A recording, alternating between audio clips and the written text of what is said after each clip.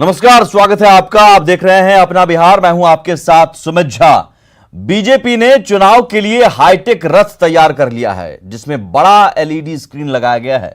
इस स्क्रीन पर केंद्र और बिहार सरकार के काम की जानकारी दी जाएगी। यह रथ हर उस विधानसभा क्षेत्र में जाएगा जहां से पार्टी के उम्मीदवार होंगे।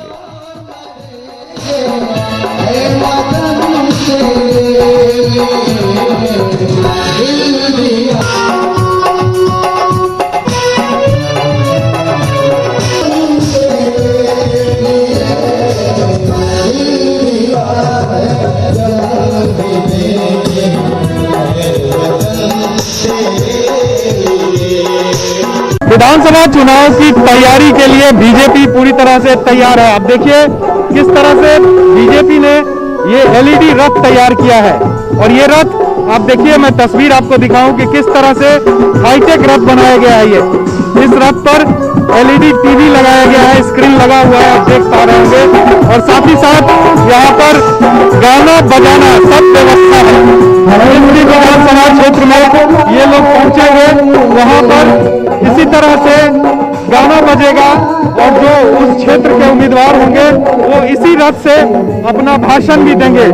और हर विधानसभा क्षेत्र के लिए एक एक रथ बनाया गया है और ये हाईटेक रथ अब बीजेपी की नैया इस विधानसभा चुनाव में पार कराएगी। और इस तरह से कई रथ बीजेपी ने बनाया है और हर विधानसभा क्षेत्र में एक एक रथ दिया जाएगा। तो आप देखिए, बीजेपी पूरी तरह तैयार है इस हाईटेक रथ के साथ जनता के बीच में जाने के लिए। और इस रथ पर जो आप देख पा रहे होंगे कि जो बीजेपी का नारा है इस विधानसभा चुनाव के लिए, वो भी लिखा गया है, भाजपा है तैयार, आत्मनिर्भर बिहार।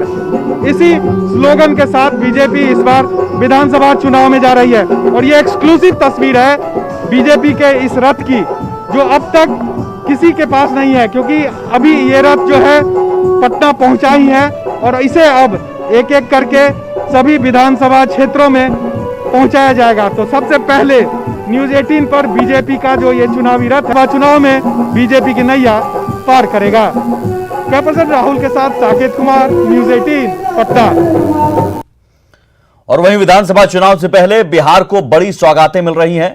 प्रधानमंत्री नरेंद्र मोदी कई योजनाओं का शिलान्यास और कार्यारंभ करेंगे। इनमें 3 पुल और 5 सड़क परियोजनाएं शामिल हैं। तो विधानसभा चुनाव से पहले बिहार को बड़ी सौगात। पीएम आज करने जा रहे हैं कई योजनाओं का शिलान्यास और कार्यारंभ।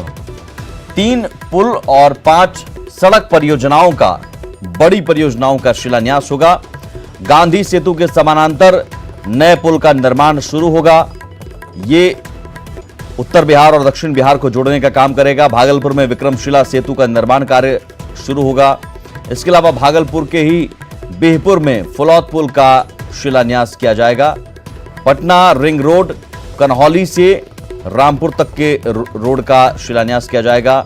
इसके अलावा आरा मोहनिया 4 लेन रोड का शिलान्यास किया जाएगा। आरा मोहनिया 4 लेन रोड बहुत लंबे अरसे से मांग की जाती रही है। बख्तियारपुर रजौली 4 लेन रोड का भी शिलान्यास किया जाएगा, जबकि नरेनपुर पूर्णिया 4 लेन रोड का भी शिलान्यास आज होगा। पटना गया डोभी 4 लेन रोड का भी शिलान्यास किया जाएगा।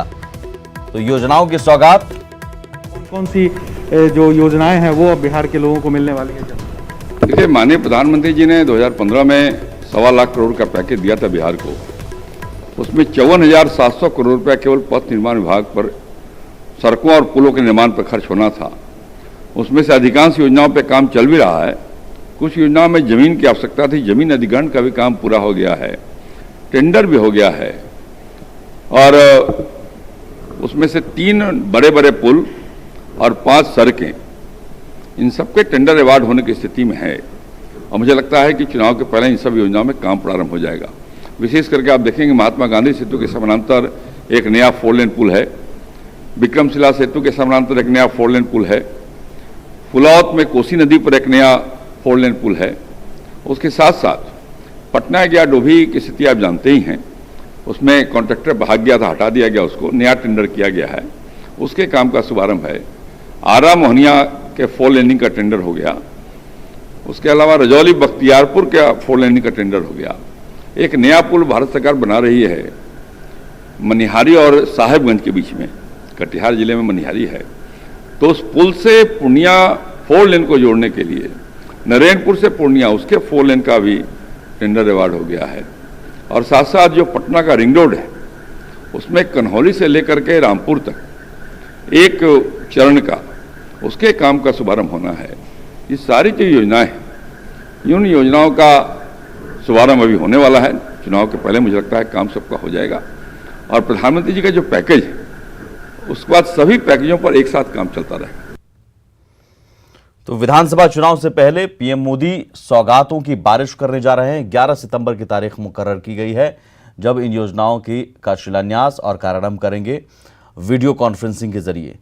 लेकिन चुनावी साल में योजनाओं के शिलान्यास और उद्घाटन पर बयानबाजी भी शुरू हो गई है। विपक्ष इसे चुनावी घोषणा करार दे रहा है तो सत्ता पक्ष का कहना है कि डबल इंजन की सरकार विकास के वादे पूरी कर रही है। घोषणाओं के खोखलेपन को हम पहले भी देख चुके हैं। 1,75,000 करोड़ कहां गए? बिहार में काफूर हो गए हवा में। प्रधानमंत्री जी जीडीपी को देख चुके होंगे ना, -23.80। उसके बाद कहां योजना बना रहे हैं? किसको मुगालते में रख रहे हैं? किसको गलतफहमी में रख रहे हैं? बीजेपी या जेडीयू प्रधानमंत्री बिहार को विशेष राज्य का दर्जा दिए नहीं।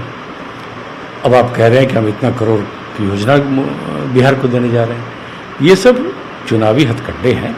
बिहार की जनता मन बना चुकी है, भाजपा जदयू को सत्ता से बाहर करेगी। बिहार की तरक्की और बिहार के विकास के लिए चाहे जिस तरह से भी हो, जिस माध्यम से हो, इसका तो स्वागत होना चाहिए ना। ये तो आपने विरोध करके क्लियर कर दिया कि आप विकास विरोधी हैं। तो इसलिए विरोधी दल के जो लोग हैं वो विरोधी दल के ही नहीं हैं, विकास विरोधी हैं। हर गरीब के घर में उज्ज्वला पहुंचे इसकी भी चिंता किसी ने की तो प्रधानमंत्री ने की। हर घर तक बिजली पहुंचे इसकी भी चिंता प्रधानमंत्री ने की। तो मेरा मानना है कि आज जब कुछ और योजनाओं के साथ प्रधानमंत्री का शिलान्यास होने वाला है योजनाओं का, मुझे लगता है कि बिहार के लिए एक सौगात है। और बिहार के लोग हमेशा प्रधानमंत्री का आभार व्यक्त करते हैं कि उन्होंने हमेशा बिहार को अपने हृदय में स्थान दिया और बिहार की जनता को विकास की कड़ी से जोड़े रखा। जो अपोजिशन है उनको जो विषय रखना है न वो जनता के बीच में है, न आपदा में जनता के बीच में थे। और अब राजनीति रोटी सेकने का जो समय है उनका चुनाव का, लेकिन जनता उनको हाशिए पर रखेगी, ये हम लोग सब जानते हैं। आगे बढ़ते हैं। जीतन राम मांझी की पार्टी कल एनडीए में शामिल हो जाएगी। सीएम नीतीश कुमार से उनकी मुलाकात के बाद ही माना जा रहा था कि मांझी एनडीए का हिस्सा होंगे। मांझी एनडीए में शामिल होने का ऐलान पहले ही करने वाले थे, लेकिन 2 बार प्रेस कॉन्फ्रेंस टल गई थी। माना जा रहा था कि सीटों को लेकर पेंच फंसा हुआ है, लेकिन अब पार्टी का कहना है कि सीट कोई मुद्दा है ही नहीं। पार्टी प्रवक्ता दानिश रिजवान ने कहा कि हम 3 सितंबर को एनडीए का हिस्सा हो जाएगी। 3 सितंबर 2020 को हिंदुस्तानी अवाम मोर्चा के राष्ट्रीय अध्यक्ष श्री जीतन राम मांझी इस बात की घोषणा करेंगे कि हिंदुस्तानी अवाम मोर्चा अब एनडीए का हिस्सा रहेगा। सीट हमारे लिए कोई एजेंडा कभी नहीं रहा था। हम डेवलपमेंट को लेकर के एनडीए के साथ जा रहे हैं। हमारी पार्टी का कोई विलय नहीं हो रहा है। हम एनडीए गठबंधन में शामिल होंगे और नीतीश कुमार जी, आदरणीय प्रधानमंत्री नरेंद्र मोदी जी की जो विकास की धारा है उस धारा को आगे बढ़ाने का काम करेंगे। देखिए, देश में जो वित्तीय संकट हो रहा है उस संकट से जिस तरीके से केंद्र की मोदी सरकार निपट रही है, बिहार में विकास की जो बयान नीतीश कुमार जी बहा रहे हैं, निश्चित तौर पे इसके साथ पूरे देश को खड़ा होना चाहिए था। और इसीलिए हमारे नेता ने तय किया है कि 3 सितंबर 2020 को हम एनडीए का अंग होंगे। हिंदुस्तानी अवाम मोर्चा एनडीए गठबंधन में शामिल हो जाएगी। जेडीयू के मुख्य प्रवक्ता संजय सिंह ने कहा कि अभी कई लोग जेडीयू के संपर्क में हैं और जल्द ही साथ आएंगे। उनसे बात की हमारे सहयोगी आनंद अमृतराज ने। मांझी ने साफ कर दिया कि वो 3 तारीख को एनडीए के साथ जा रहे हैं। संजय सिंह मुख्य प्रवक्ता जेडीयू के हमारे साथ हैं। संजय जी, इस जीतन राम मांझी के फैसले को आप किस रूप में देखते हैं और एनडीए के लिए कितना बड़ा फायदा का सौदा? देखिए, देर आए दुरुस्त आए। आदरणीय जीतन राम मांझी जी को बहुत बाद में पता चला कि राष्ट्रीय जनता दल में जो लोग स्वाभिमानी व्यक्ति कभी नहीं रह सकता, क्योंकि वहां मान और सम्मान नहीं मिलता है। जहां मान सम्मान नहीं मिलेगा कोई व्यक्ति नहीं रहेगा। आप देखिएगा राष्ट्रीय जनता दल कुनबा किस तरह ढह रहा है। आने वाला समय ताश के पत्ते की तरह बिखर जाएगा। अभी कितने विधायक आए, लाइन लगा हुआ है, सूची है, क्योंकि वहां जहां सम्मान नहीं मिलेगा और राजनीति अपने जगह पर है, लोग जीता है सम्मान और स्वाभिमान के लिए। एक समय आएगा कि राष्ट्रीय जनता दल में लालू जी, राबड़ी जी, तेजस्वी जी, तेजप्रताप, मीसा भारती रह जाएंगे। लेकिन महागठबंधन के बारे में चर्चा है कि मुकेश सहनी और उपेंद्र कुशवाहा भी नाराज हैं सीटों को लेकर। क्या हम माने कि आने वाले समय महागठबंधन में कुछ और झटका लग सकता है? देखिए, झटका ही झटका यहाँ लगने वाला है। मैंने पहले भी कहा कि सम्मान जहाँ नहीं मिलेगा कोई व्यक्ति वहाँ नहीं रहेगा। इसलिए उन लोग को तय करना है ना, हमको तो तय करना नहीं है। जहाँ सम्मान मिलेगा वहाँ लोग जाएंगे। विधायकों की कतार लाइन लगा हुआ जेडीयू में ज्वाइन करने के, क्योंकि हमारा नेता नीतीश कुमार जी एक छोटे से वर्कर को भी सम्मान करते हैं, इज्जत देते हैं, उसको अधिकार देते हैं। तो लोग नीतीश कुमार जी को लाइक करता है। तो देखिए, ये थे हमारे साथ जेडीयू के मुख्य प्रवक्ता संजय सिंह। कैमरामैन सुबोध के साथ आनंद अमृतराज, न्यूज 18 नेटवर्क, पटना। और 7 सितंबर को मुख्यमंत्री नीतीश कुमार की वर्चुअल रैली होने वाली है, जिसकी तैयारियां जारी है। गया में रैली के जिला पर्यवेक्षक संजीव श्याम सिंह और सांसद विजय मांझी ने बैठक की और बताया कि सभी पंचायतों में वर्चुअल रैली के लिए एलईडी टीवी लगाए जा रहे हैं। नेताओं ने बताया कि विकसित बिहार के नीतीश कुमार के नारे को हर घर तक पहुंचाने का लक्ष्य है। कुमार जी ने जो 15 साल किया है, जो भी निश्चय किया उसे पूरा किया है, यह लोगों को बताना है। और उसी के तहत हमारा नारा भी है कि न्याय के साथ तरक्की, नीतीश की बात पक्की। हम लोग का अपना एक तैयारी है सभी लोगों का कि वार्ड से लेकर पंचायत और प्रखंड तक वर्चुअल रैली को पाठ देना है और एक एक व्यक्ति तक हम लोग को माननीय नीतीश जी का जो स्लोगन है, उसका हम लोग एक एक आदमी तक पहुंचाने का काम करेंगे। अनुदान की जगह वेतनमान की मांग को लेकर वित्त रहित शिक्षक और कर्मचारियों ने पटना में कफन मार्च निकाला। करगिल चौक से निकले मार्च को पुलिस ने रोका, जिसके बाद नोकझोंक हुई। बाद में पुलिस ने प्रदर्शनकारियों को वापस लौटा दिया।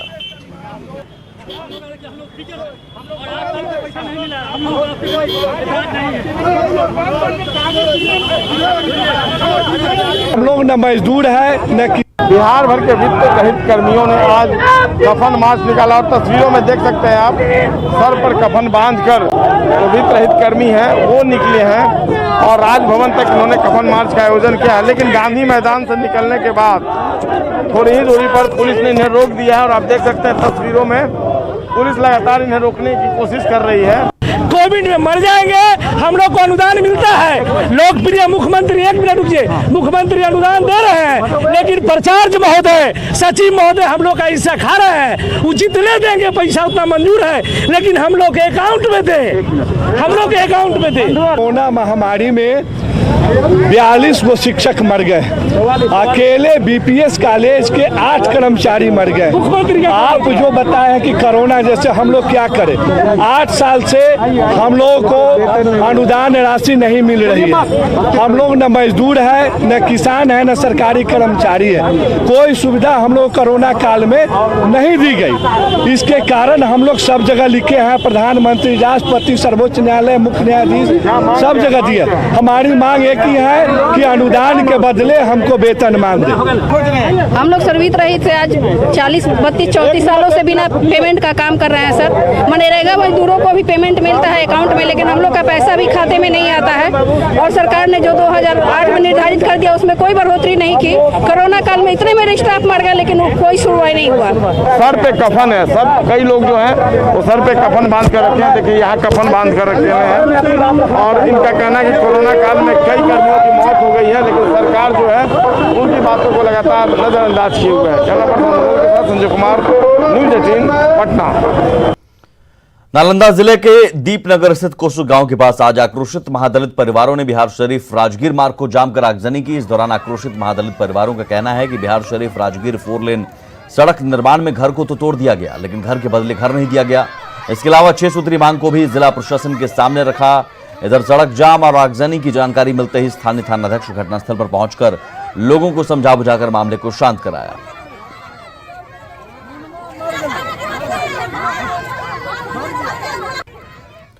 खबर वैशाली से। वैशाली के भगवानपुर में बाया नदी से आई बाढ़ से लोग परेशान हैं। करहरी इलाके में अब भी घरों में पानी घुसा है, वहीं फसल बर्बाद हो चुकी है, जबकि खिरखौवा गांव में भी पानी जमा है। प्रशासन की तरफ से सिर्फ एक नाव मुहैया कराई गई है, जिससे लोगों में नाराजगी है।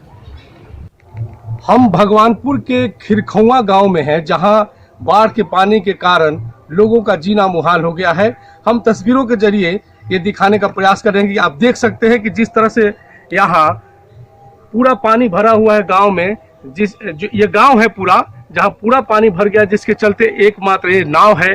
नाव के सहारे लोगों का आवागमन संभव हो पा रहा है, लेकिन इसके बावजूद लोगों को भारी कठिनाइयों का सामना करना पड़ रहा है। हमारे साथ एक यहाँ महिला है जो काफी बुजुर्ग हैं। अब आपको क्या दिक्कत है यहाँ पर, बताइए। आपको दिक्कत है यहाँ निकलने पैसे में, घर द्वार सब दहायल है, गिरल है, टूटल है, हम के दले निकलू, कहीं जाऊँ। तो कोई आया है देखने पूछने आया यहाँ? कोई नहीं आया है पूछने।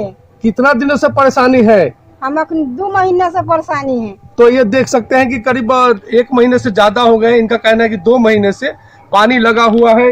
ये देखिए घर किस तरह से डूबा हुआ है, पूरा घर बर्बाद हो गया है। ये गांव है बिल्कुल, यहाँ पर कभी बस्तियां हुआ करती थी जहाँ पानी भरा हुआ है और लोग भारी मुश्किल में हैं। लेकिन लोगों का कहना है कि जिस तरह से सरकार की ओर से मदद दी जानी चाहिए, प्रशासन के लोगों के से सुधि लेनी चाहिए, वो यहाँ नहीं आ रहे हैं, जिसके चलते इनको काफी कठिनाइयों का सामना करना पड़ रहा है और इनके सामने भारी मुश्किल पैदा हो गया है कि आखिर ये करे तो क्या करे। राजीव मोहन, न्यूज 18, हाजीपुर। गोपालगंज के विशंभरपुर में कटाव जारी है, जिसकी चपेट में अब आंगनबाड़ी केंद्र आ रहा है। स्थानीय लोगों का कहना है कि कटाव से बड़ा इलाका नदी में समा गया है, लेकिन यहाँ काम के नाम पर खानापूर्ति की जा रही है। देखिए, हम कुचायकोट के जो काला मटेनिया का ये विशंभरपुर का वो इलाका है जहाँ पर पिछले कई दिनों से जो स्थानीय ग्रामीण है वो बताते हैं कि 2 सप्ताह से यहाँ पर कटाव हो रहा है। गंडक का जलस्तर लगातार कम हुआ है और जलस्तर कम होने से यहाँ पर कटाव तेज हुआ है। आप देखेंगे कि किस कदर जो है गंडक से जो कटाव का जो ये वो मंजर है आप दिखा रहे हैं आपको हम। और कटाव को रोकने के लिए यहाँ पर जल संसाधन विभाग की टीम के द्वारा दावा किया जा रहा है कि यहाँ पर कटाव निरोधी कार्य कराए जा रहे हैं। लेकिन अभी हम यहाँ पर खड़े हैं, देखें यहाँ पर अभी कोई लेबर नहीं लगा है, कोई मजदूर नहीं यहाँ पर, लेकिन जो नदी की जो धारा है वो बता रही है कितना करंट है यहाँ पर और कटाव कितना तेज होगा। अभी देखिए यहाँ आंगनबाड़ी केंद्र दिखाई दे रहा है, ये धूप सागर गाँव का ये आंगनबाड़ी केंद्र है और यहाँ केंद्र से ठीक सटा हुआ जो है कटाव हो रहा है गंडक नदी से जो है। और उस कटाव की वजह से जो स्थानीय ग्रामीण हैं वो बताते हैं कि ये आंगनबाड़ी केंद्र को बचाना मुश्किल है, क्योंकि जिस तरह से कटाव हो रहा है यहाँ पर उस हिसाब से जो आंगनबाड़ी केंद्र कभी भी ध्वस्त हो सकता है। खुद कुछ स्थानीय लोगों से हम बात करने की कोशिश करेंगे और जाने के प्रयास करेंगे। देखिए ये गांव दिखा रहे हैं कि अभी यहाँ पर फिर कटाव हुआ है और धीरे धीरे जो मिट्टी है यहाँ की वो मिट्टी धंस रही है, गंडक में जो है वो समा रही है और लगातार जो कटाव का दायरा है वो बढ़ रहा है। तो देखिए अभी हम एक ग्रामीण है, इनसे बात करते हैं। ये विशंभरपुर, इसका नाम है मौजे। हाँ, ये जो आंगनबाड़ी है विशंभरपुर मौजे है, वार्ड नंबर 11। हाँ, तो ये आंगनबाड़ी केंद्र के पास कटाव हो रहा है, क्या लगता है ये आंगनबाड़ी बच जाएगा? ये तो अब ऊपर वाला ही जानता है कि बचेगा कि नहीं बचेगा। तो जो काम हो रहा है काम से संतुष्ट हैं आप लोग? कैसे हम लोग संतुष्ट हैं, ये तो देखते देखते यहाँ पर नदी आ गई। पहले कुछ नदी दूर पर था, अभी यहाँ पर आ गई नदी। देखिए ये ग्रामीणों का दर्द है और ग्रामीण साफ कर रहे हैं कि नदी यहाँ से कई 100 मीटर दूर थी, लेकिन यहाँ पर कारगर कदम नहीं उठाया गया, ठोस प्रयास नहीं किया गया, जिसकी वजह से नदी लगातार गांव की तरफ बढ़ रही है और कटाव का दायरा है वो बढ़ रहा है। मुकेश कुमार, न्यूज़ 18, गोपालगंज। कोरोना काल में चुनाव में वोट का प्रतिशत बढ़ाने के लिए जागरूकता अभियान शुरू कर दिया गया है। गया में एनसीसी और स्काउट गाइड के साथ कई संगठन लोगों से वोटर लिस्ट में नाम दर्ज कराने और वोट देने की अपील कर रहे हैं। रंगोली बनाकर और गाने के जरिए लोगों को जागरूक किया जा रहा है। निर्वाचन आयोग के निर्देश के बाद जिला प्रशासन द्वारा चुनाव की तैयारी की जा रही है हर एक स्तर पर। चूँकि इस बार कोरोना बंदी है और ऐसे में कई इसमें शामिल हो रहे हैं। इसके साथ ही कई जीविका और अन्य कलाकार हैं, वो रंगोली बनाकर या दूसरे तरह से जागरूकता लाने की कोशिश कर रहे हैं। ये लोग आम लोगों के बीच भी जाएंगे और उनसे आग्रह करेंगे कि जो आने वाला चुनाव है उसमें वो बढ़ चढ़ कर भाग लें, खुद भी मतदान करें और दूसरों को भी मतदान करने के लिए प्रेरित करें। सहयोगी विपिन के साथ अरुण चौरसिया, न्यूज़ 18 गया। वोट के वोटवा दिहा जरूर, वोटवा दिहा जरूर। लोकतंत्र में वोट अनमोल है, वोटवा दिहा जरूर, वोटवा दिहा जरूर। सुना भैया बहिनी औ माए बाप, वोटवा दिहा जरूर, भोटवा दीहा जरूर तोहारो जे भोट आना मोल है भोटवा दीहा जरूर भोटवा दीहा जरूर। खबर पूर्णिया से। पूर्णिया के बाढ़ प्रभावित बायसी अनुमंडल के गांव में बाढ़ गुजर जाने के बाद अब क्षतिग्रस्त सड़कों के निर्माण का काम शुरू किया जा रहा है, लेकिन इसमें ग्रामीण स्तर पर सियासत शुरू हो गई है। लोगों की शिकायत है कि निर्माण कार्य की गुणवत्ता का ख्याल नहीं रखा जा रहा, जिससे सड़कों की हालत और भी खराब हो गई है। तो वहीं पुलिस का भी मानना है कि स्थानीय स्तर पर मुखिया सियासत करते हैं। खतरे के बाद से इनकी बदमाशी शुरू हुई है और जगह जगह पे बार बार हमेशा से इन्होंने मतलब रास्ते को काट किया है, कहीं पे गड्ढा कर दिया है, तो इसके लिए गांव वालों को बहुत दिक्कत आ रही है। वो कौवा नगर पानी सदरा कि हम अपना जमीन में मिट्टी कोड़ रहे थे तो गांव के लोग आके गाली गलौज कर रहे हैं। आपको यहाँ क्या देखने को मिला आने के? आने के मिला कि पूरा रास्ता को सफा बंद कर दिए हैं, गड्ढा काट दिए हैं 5 फीट 4 फीट के लगभग। अच्छा। तो फिर अपना बड़ा बाबू से आदेश लिए तो बड़ा बाबू बोले कि तत्काल रास्ता को आप भरवा दीजिए, उसके बाद बड़ी अफसर से राय लिया जाएगा।